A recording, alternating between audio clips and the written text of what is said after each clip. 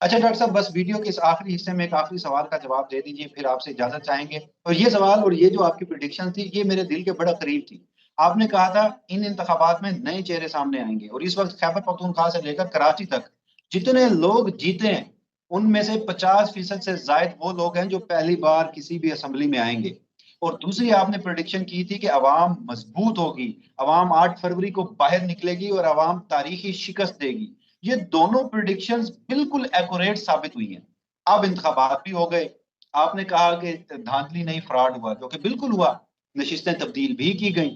تو اب عوام نے جو اپنا مینڈیٹ دیا تھا، اب اس کے مطابق جو فیصلہ نہیں ہوا، یعنی ایک بڑی سیاسی جماعت جو سب سے زیادہ ووٹ لے گئی، اب اسے اس فراڈ کے نتیجے میں اپوزیشن میں بیٹھنے پر مجبور جو کیا جا رہا ہے، آنے والے دنوں میں عوام کا ذائچہ کیا بتاتا ہے؟ کیا وہ اپنے اس چوری شدہ مینڈیٹ کو واپس لیں گے؟ ان کا موڈ کیا ہے؟ عوام کا ذائچہ کیا ہے؟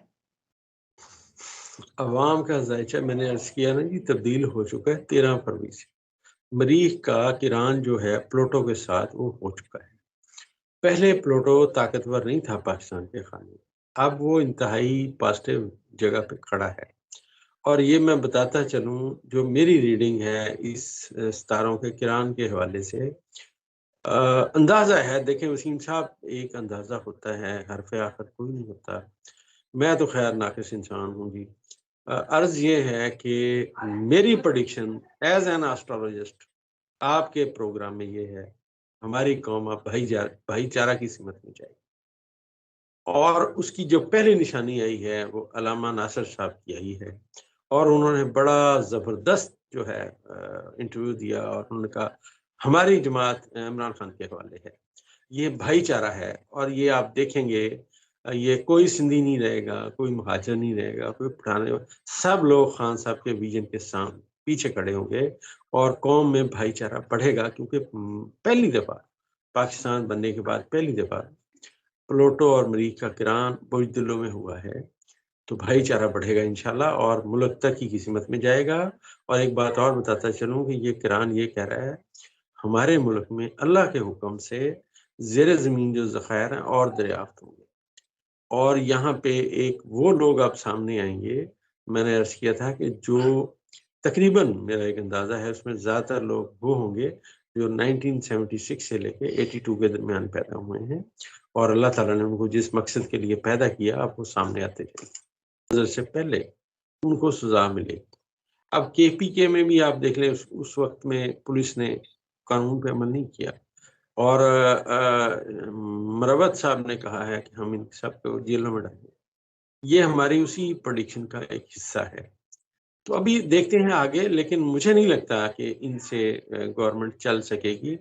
اور ویسے بھی عقل اگر یہ کریں تو فضل الرحمان صاحب کا مشورہ ٹھیک ہے، انہیں اپوزیشن میں بیٹھنا چاہیے. جس کے جو جیتا ہے، جس کو عوام نے ووٹ دیا ہے، اس کو یہ اقتدار دیں اور مانے کہ ہاں جی ہمارے بندے غلط جیتے ہیں. کوئی فرق نہیں پڑتا، اس تو بڑی دلیرانہ بات ہے. دلیر بندہ جو ہے نا، اس کی ایک نشانی ہے، وہ اپنی غلطی تسلیم کرتا ہے، اور بزدل آدمی ہمیشہ اپنی غلطی پر اڑا رہتا ہے. جس مقصد کے لیے پیدا کیا وہ سامنے آتے جائیں گے. بالکل جی، ڈاکٹر صاحب ہمارے ساتھ موجود تھے انتخابات کے بعد پہلی مرتبہ.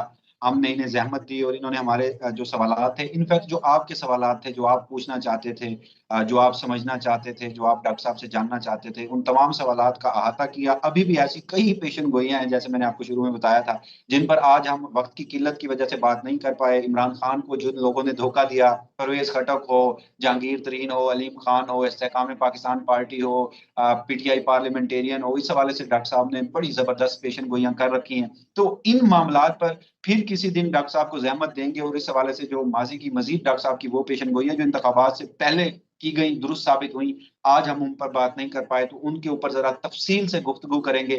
تب تک کے لیے مجھے اور اپنے ڈاکٹر صاحب کو اجازت دیجیے گا. اللہ حافظ. اللہ حافظ، بہت مہربانی، شکریہ. چلو اوکے ڈاکٹر. اچھا ڈاکٹر صاحب، ذرا ویڈیو کے اس حصے میں اب ذرا نواز شریف سے متعلق بات کر لیتے ہیں. ماضی کی آپ کی پیشن گوئی تھی، اب ذرا مزید ان کے بارے میں جان لیتے ہیں. ناظرین، ڈاکٹر صاحب نے ہمارے ساتھ ہی ویڈیو میں بتایا تھا، جب نواز شریف صاحب 23 اکتوبر کو بڑے زور سے، بڑے استقبال سے پاکستان واپس آ رہے تھے، اور جس طرح پھر ان کا استقبال کیا گیا ریاستی سطح پر، تو ڈاکٹر صاحب اس سے قبل بھی پیشن گوئیاں کرتے رہے تھے کہ جو نواز شریف کا ذائچہ ہے اب اس میں انہیں وزارت عظمیٰ نظر نہیں آ رہی، اور نواز شریف کا جو سیاست ہے وہ ختم ہو چکی ہے، نواز شریف صاحب اب اپنی سیاست سے ریٹائرمنٹ دے ہی دیں تو بہتر ہے۔ یہ ڈاکٹر صاحب کی پیشن گوئی تھی اس وقت۔ لوگوں کو بالکل، لوگ بھی ذرا جذباتی ہیں، انہیں یہ سمجھ نہیں آ رہی تھی، وہ ڈاکٹر صاحب سے خفا بھی ہو رہے تھے، لیکن پھر دیکھا ہم نے، وقت گزرا، الیکشن ہوئے، اب نواز شریف صاحب کسی سے بات چیت نہیں کر رہے، نواز شریف صاحب وزارت عظمیٰ کے امیدوار نہیں ہیں، نواز شریف صاحب نے جس طرح 2 نشستوں سے الیکشن لڑا، ایک سے ہار گئے، دوسری سے جتوایا گیا، تو ڈاکٹر صاحب ماضی کی تو آپ کی بالکل ساری پیشن گوئیاں نواز شریف صاحب سے متعلق بالکل درست ثابت ہوئی ہیں، ذرا مزید آگے بتائیے گا نواز شریف صاحب اب سیاست سے، وہ کہتے ہیں نا کہ ایسی نہ ہی سمجھیے نواز شریف صاحب کی سیاست، یا وہ کبھی پھر واپس آئیں گے یا کوئی عہدہ لیں گے؟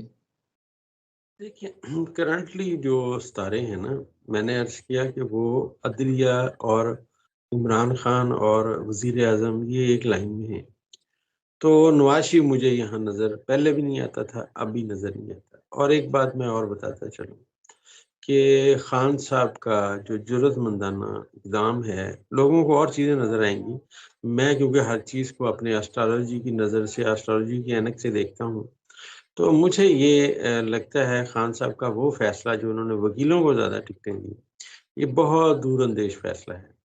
اب آپ دیکھیں گے کہ یہ جو نامور وکیل ہیں جن کو یہ دیا گیا ٹکٹیں، اور وہ اب کیسز لے کے عدالت میں جا رہے ہیں، شعیب شاہین صاحب ہیں اور اکرم راجہ صاحب ہیں، یہ وہ لوگ ہیں جن کو مطلب آئین ازبر ہے، یہ کتنا کوئی بھی بندہ کتنا ان کے لیے کر لے گا۔